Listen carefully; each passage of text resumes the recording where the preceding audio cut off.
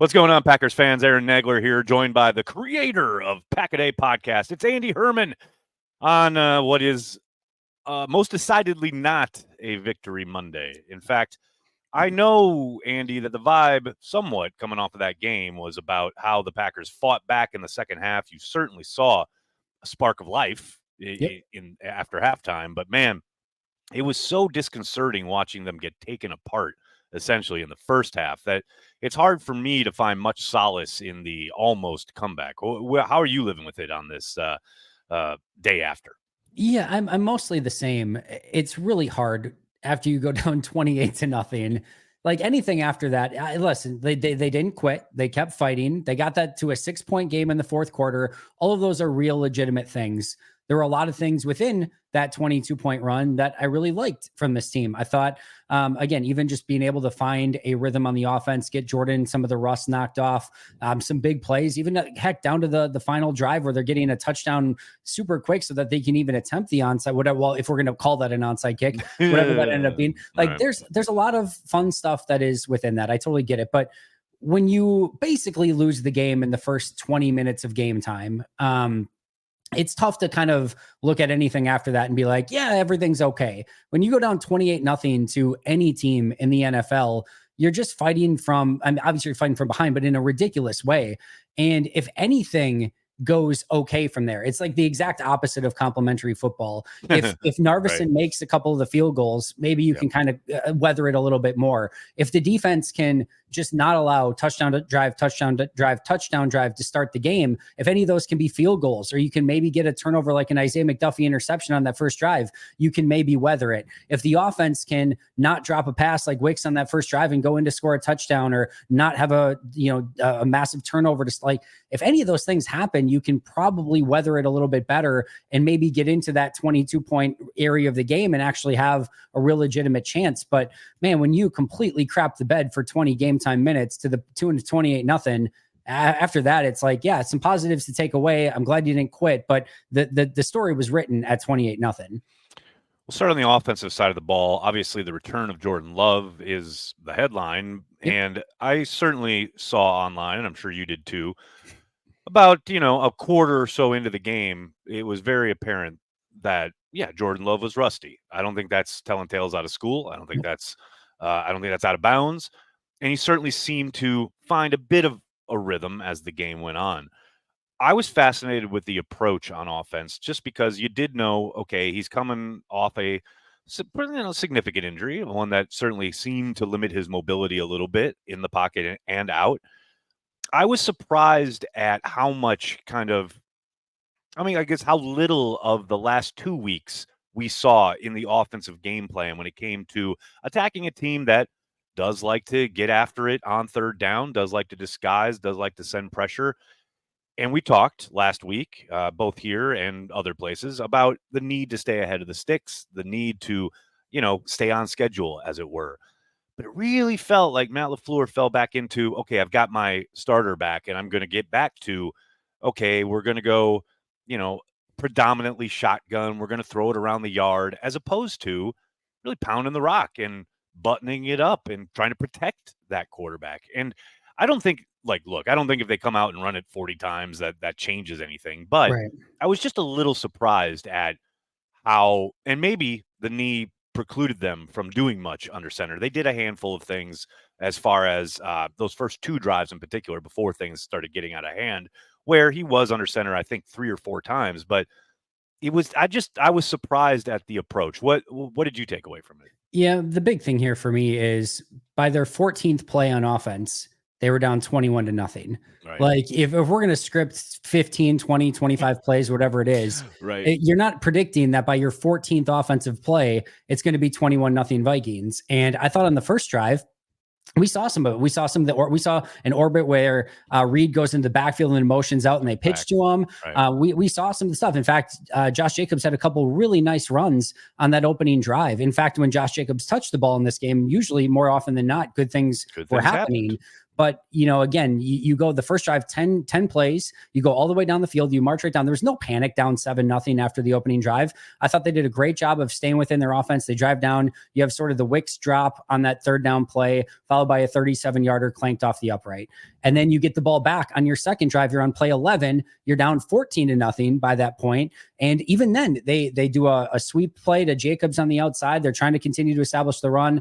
I don't remember what the second ball was, or the second play wasn't, and the third play is an interception. And then it's 21-0 on your 14th play. And I think that to me is more indicative of why this became a shotgun. Love's going to throw it 50 times a game, and we've got to figure out something to try to get back in this game.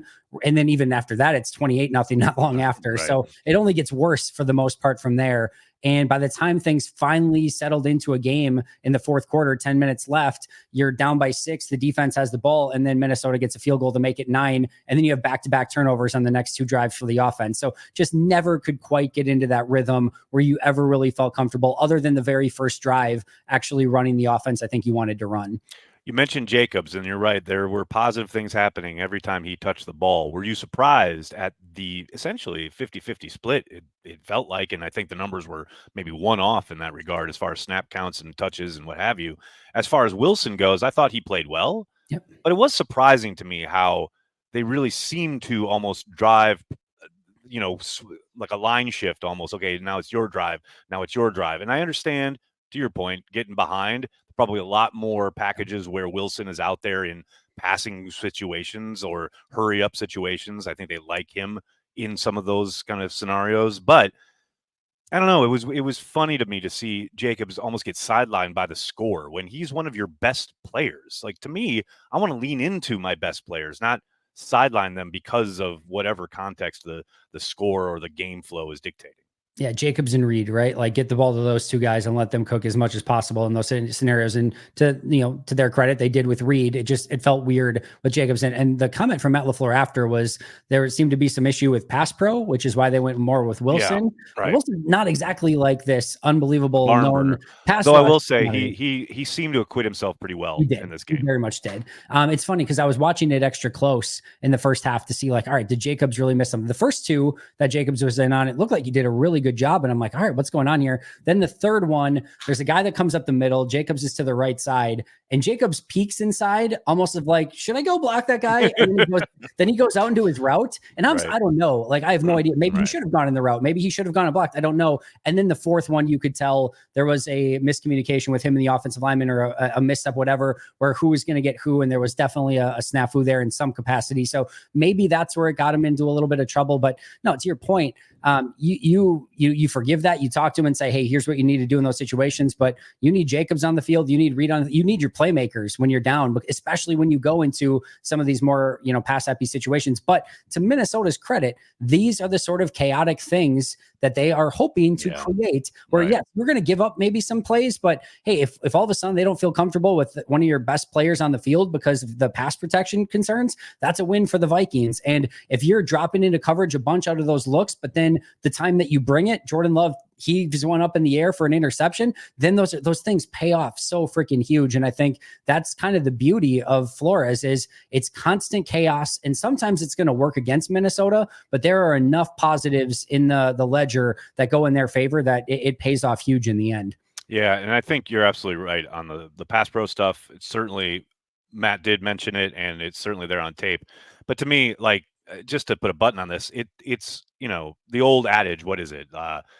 Not X's and O's. You want to think Jimmy's and Joe's. Yeah. It's like I want my best players to touch the football, especially in a game where we're far behind. But that is what it is. It's easy for me to say that after the fact, and I certainly felt it in the game. But I understand the reasoning for the split. Then you look at the wide receivers and Watson going down, and Wicks having a really up and down game and or season. Now with the news on Watson suffering that high ankle sprain, they need Wicks to clean things up real quick, because it's clear that, Dobbs is a security blanket. Love is going to throw to him. Love certainly doesn't seem to have any misgivings about throwing to Bo Melton. No. But Wicks is your one kind of dynamic guy, especially off the line of scrimmage, especially against press man, which you got to think they'll probably see a little bit more of now. I just think he's going to have to get in sync with Jordan, and Jordan's going to have to get in sync with these guys post haste, because I understand Jordan coming off an injury and being rusty. I get that. But as Matt often says, no one cares. It is Yep. now going into week 5. You've had a month, and man, not just love being rusty, but there are repeated mistakes from this offense, whether it's pre-snap stuff, whether it's, getting beat and having to grab, what have you. There's just too many mistakes being repeated by too many guys. And I would also add in that some of the spacing stuff that we Yeah. saw on a couple of the interceptions. I know the one where Musgrave reaches up and Love indicated after the game that is intended for Dobbs. Got to wonder, what is Musgrave doing there? Like, Yep. what is the call? What is the adjustment? It just seems like, again, this is akin to what we saw early last year. Man, they had all off season. They had a whole training camp and preseason to fix whatever and to grow from what they did last year. It seems like they've kind of reset to the same issues we saw coming out of the gate last year. To me, that's a bit concerning. Yeah, I want to touch on that first. It feels like this season is just off to the most unrhythmic, is I don't think that's a word, but unrhythmic start I that think you you're could correct. It off is not a rhythm, word, and you off are also rhythm, correct in calling it that. off Yes. rhythm, start to the season that you could possibly have. You got game one on the, international game down in South America, feel what it is. And it never felt like they quite got into rhythm in that game.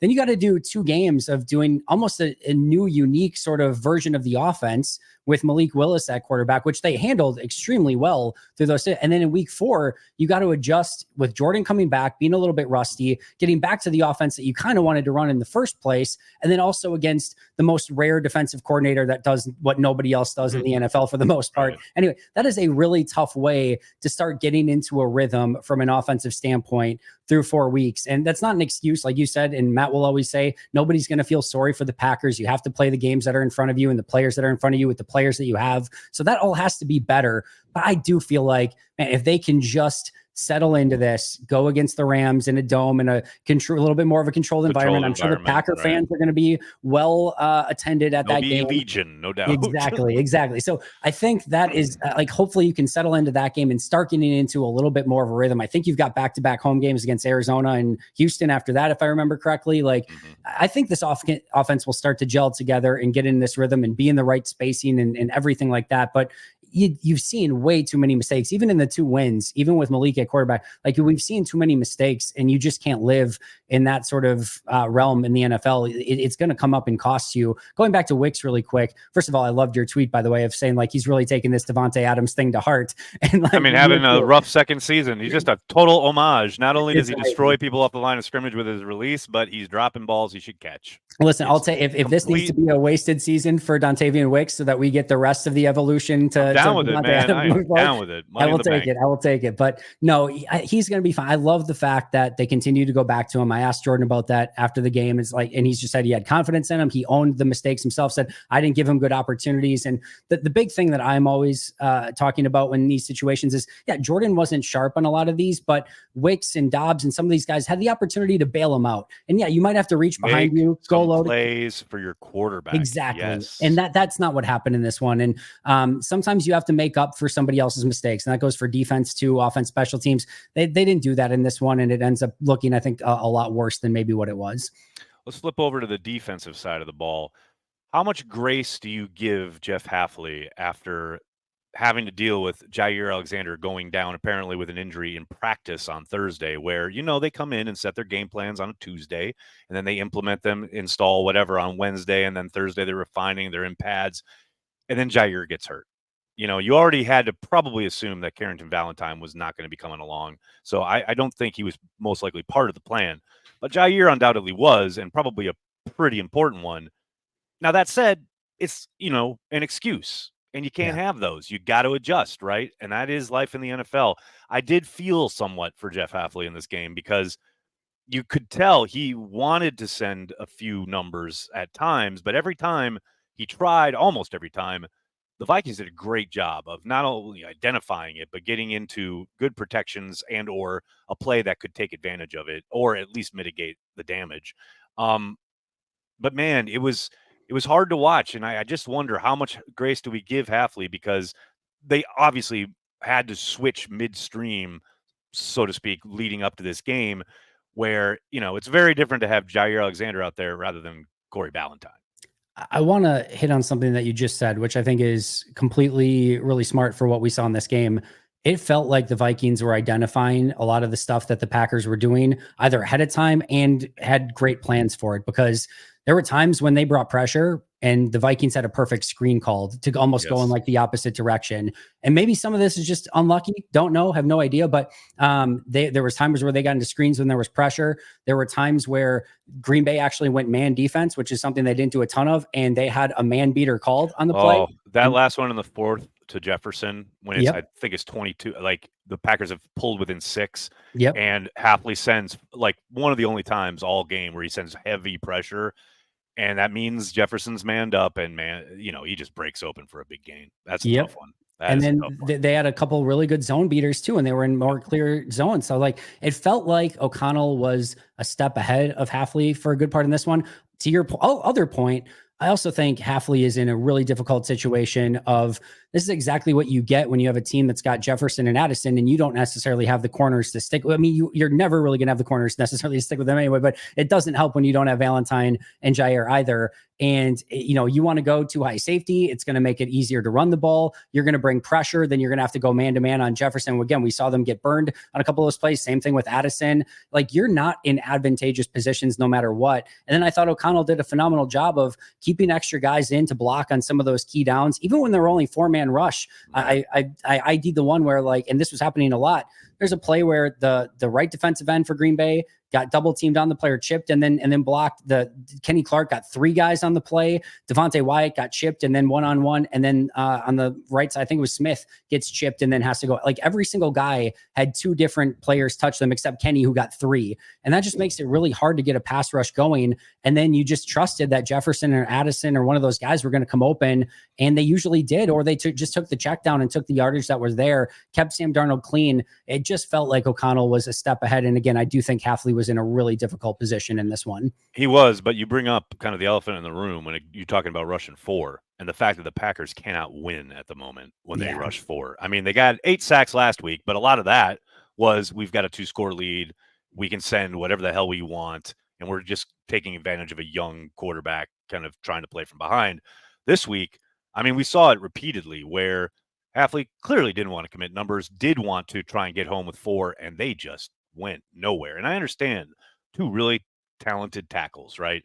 But Rashawn Gary is getting paid a princely sum because he's supposed to be one of the better pass rushers. And I know the comparisons always pop up to Bosa or Crosby or whoever, and I understand Cosby, sorry. And I understand that's going to happen because of the contracts, but take the money aside. Like Rashawn Gary is supposed to be your pass rusher. And right now, it doesn't matter if he's being chipped, if he's getting one-on-one looks, he's not winning. Period.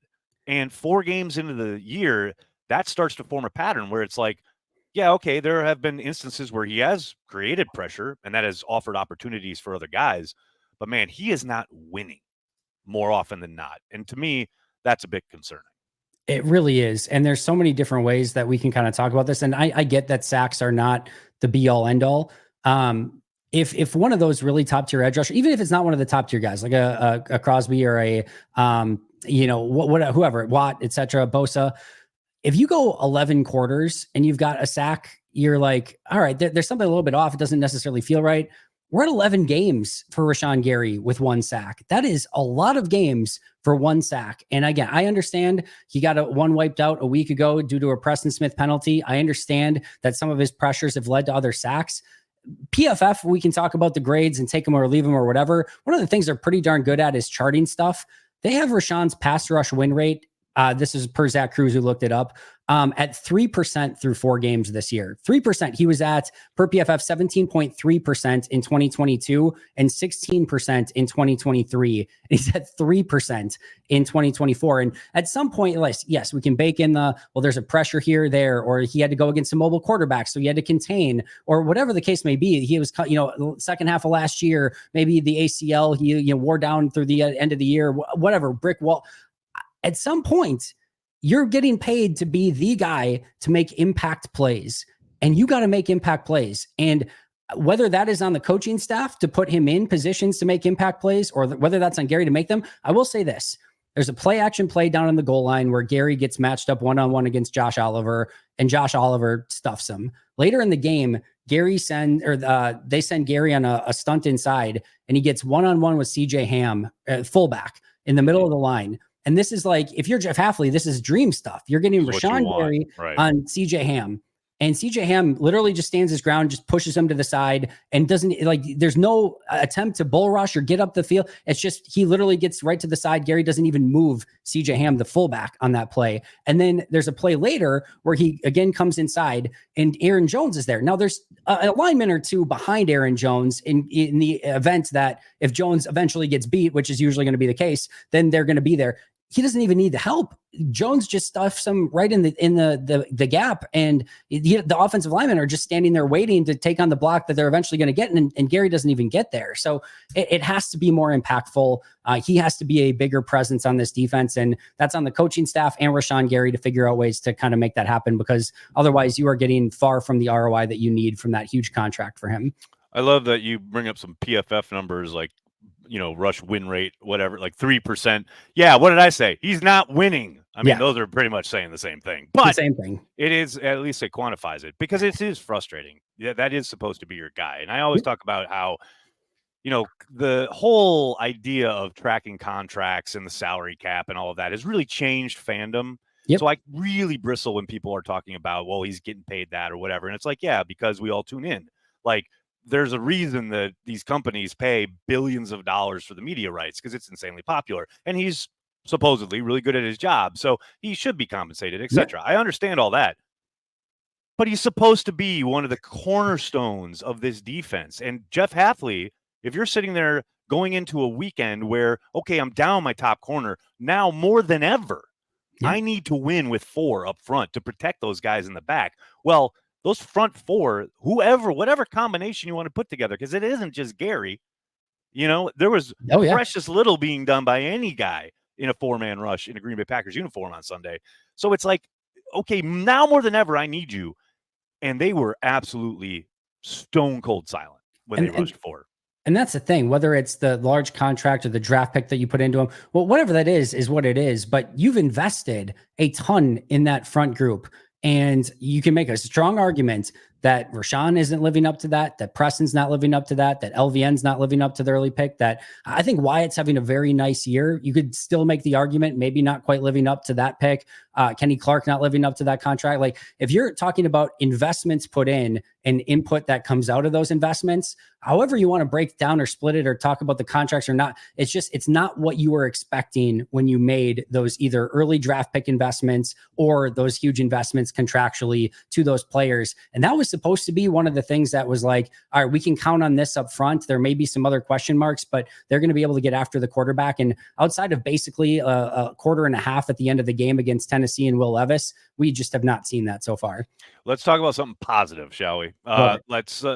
Let's get away from all the troubling negatives. And Daniel Whalen. No. We'll get to him in a sec. But let's talk about, you talk about investments. Yep. Packers made a significant one in free agency, which is something they do not do a whole lot of. But man, Xavier McKinney, worth every penny. What a find. I mean, I still can't believe the Giants let him walk out the door, but I will absolutely take it. You talk about a guy who is not just as advertised, but maybe even better. I love watching this guy play ball. I love how he's kind of really taken to the locker room, and they've really embraced him, and he's certainly growing into a leader on this Packers team. The crazy thing about McKinney, I could make an argument that if he didn't have any of those 4 interceptions, he's probably living up to the contract as is. Like, as is. I totally agree. That is how well he has played just in general, where you're like, this is really nice having a really solid safety that doesn't make mistakes, tackles well, takes good angles, and does everything. He's a master communicator on the back end, at least seemingly. Those are all the things that you would have wanted, and maybe he wouldn't have a pick or whatever, but you'd still be like, man, he's still playing really well back there. And then add in 4 interceptions, 3 of which I think are of the very impressive variety. One, from Anthony Richardson, maybe got a little bit of a get, but still was right place, right time, made the play on it. that is big time impact stuff. And kind of when I went back and watched him in New York, and to your point, I have no idea what New York is thinking in that I situation. mean, we don't need Saquon Barkley. We don't need Xavier McKinney. What are you doing It's crazy. in New York? I don't It's know. crazy. It ain't my problem. But. It is not. But one of the things that I kind of saw was he had all the Adrian Amos qualities of being exactly all the right place, all the right time, good tackler, good everything, but with the playmaking on top of it. And that is exactly what we are seeing right now, is somebody that is constantly in the right place at the right time, but is also having the propensity and ability to go and make plays on the ball. And I think, to Jeff Hafley's credit, being placed in a position to kind of go and make those plays as well. They're putting him in some unique spots. They are bringing him up to the line and then dropping him off into some crazy zones and doing some things. Even in a lot of the plays so far that he's got the interceptions on have been more nondescript coverages and things like that. With some of the unique things that they're doing, I think that stuff is going to lead to some turnover plays down the road, just because you don't know where he's going to be or where he's going to flow to from some of those situations as well. So immensely fun to watch, as advertised, better, and a massive win for that investment so far.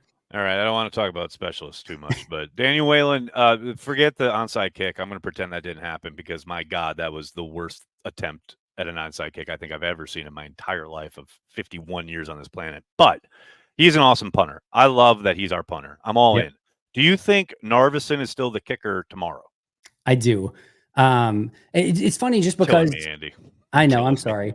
I do, only because I don't know. Maybe I just am too trustworthy of Matt, but he went in right and talked to Larry McCarron right after and said he had a bunch of trust in him, and then doubled down on it. Double down at the podium. I know. But see, here's my thing. Okay, but before you get going, because this is my theory, right? Yeah, of course Matt does that because he wants to make sure Narveson hears that in case Goot doesn't make a move.